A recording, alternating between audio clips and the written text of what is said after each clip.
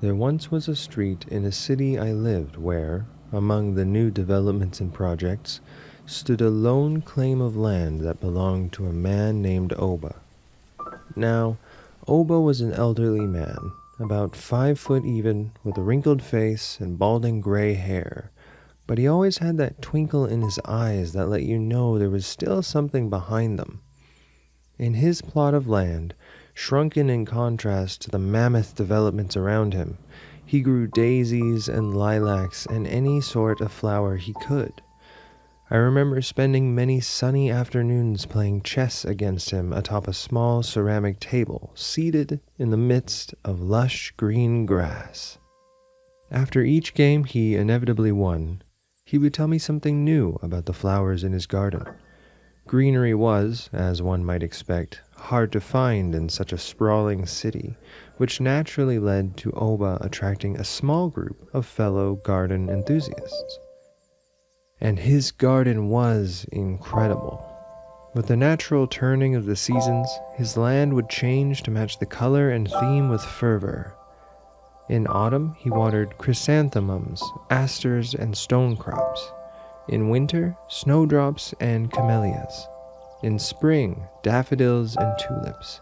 And in summer, the garden would glow through the day in dahlias, sunflowers, and marigolds. With each season, he would host tea parties, and the children of the neighboring blocks would walk to his yard each day to enjoy the feeling of petals at their feet and stems between their fingers. While those children grew up, he would teach them the ways of botany and gardening, and during community events he would even take the time to deliver bouquets of beautiful blossoms to the many families he had come to know.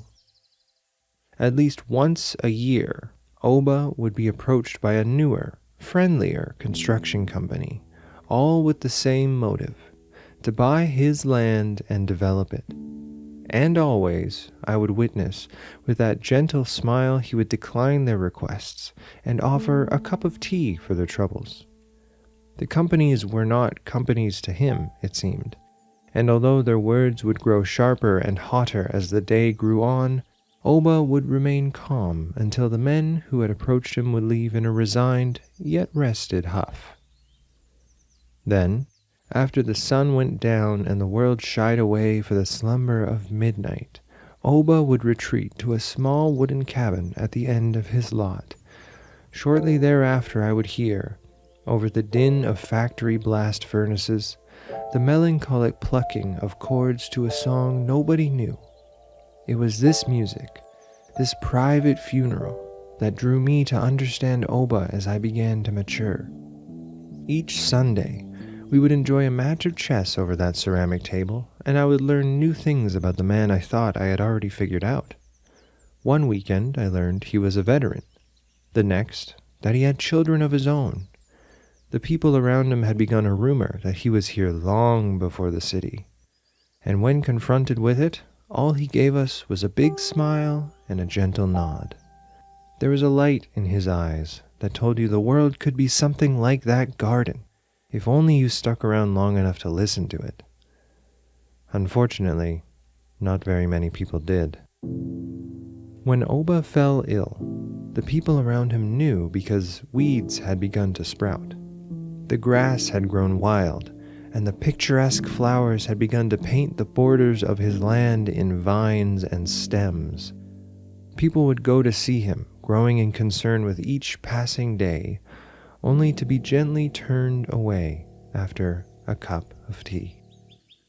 Summer began to fade, and while his condition gradually diminished, each and every night I could still hear those dismal chords, that longing cry for help that ached into the darkness.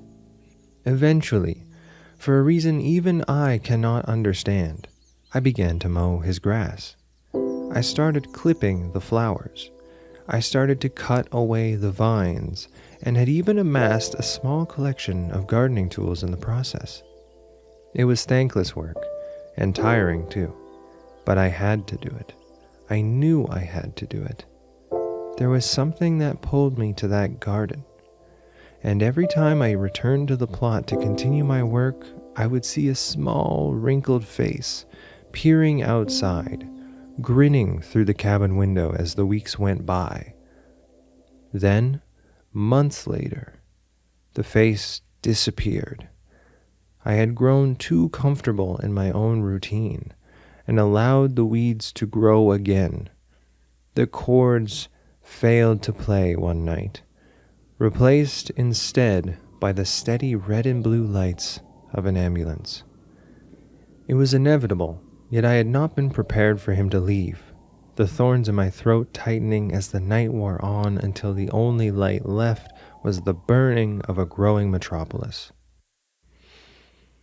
Shortly after his death, the garden began to decline. The roses, unrestrained, had taken to the yard until the grass suffocated and died, leaving nothing but dirt beneath the vines. Nobody had come to visit, and as the source of flowers had faded into the past, there were no bouquets to be offered at Oba's grave. It remained that way for 3 days, until a bulldozer raised the land and reduced it to mud.